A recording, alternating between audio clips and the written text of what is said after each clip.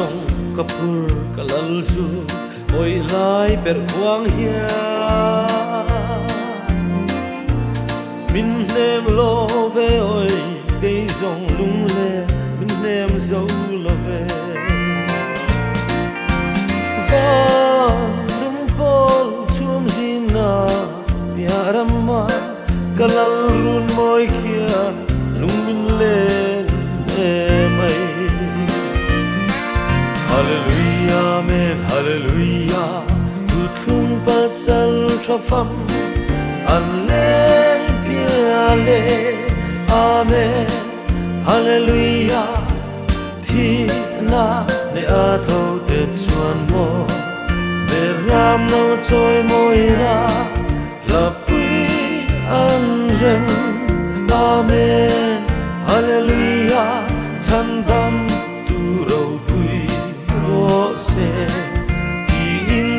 tu bera no faginan zai rinna mitin kathir shin remna ramoi khi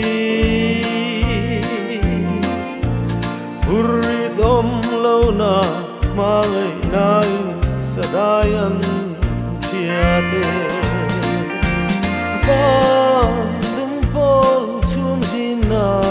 Piarama kalal run moi kia lung min len mai Hallelujah, amen, hallelujah. Tutlum pasal trafam anlel tiale, amen, hallelujah. Thi na ne ato te chuan mo beram no choi moira lapui anrem, amen, hallelujah.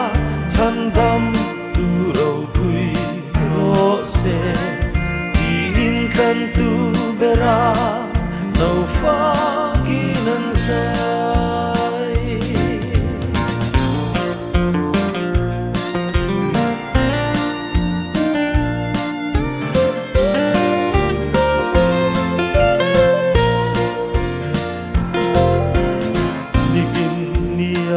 karam tu daura lom lona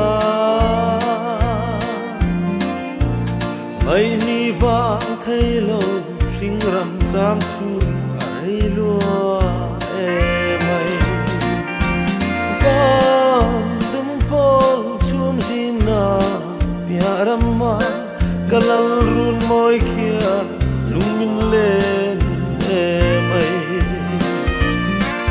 Hallelujah, amen, hallelujah.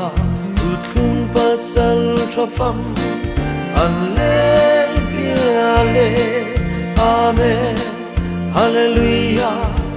Thi na ne ato te chuan mo beram no choi moira lapui anrem, amen, hallelujah. Chandam tu ro in kan tu bera no faginan sai rampiam khira rumeten zalen nadari rikhun kan haglel olal munne local to mairo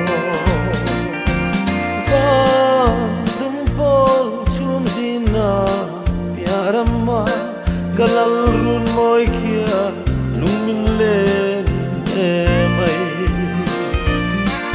Hallelujah, amen, hallelujah. Tutlum pasal trafam anlel tiale, amen, hallelujah. Thi na ne ato te chuan mo beram no choi moira lapui anrem, amen, hallelujah.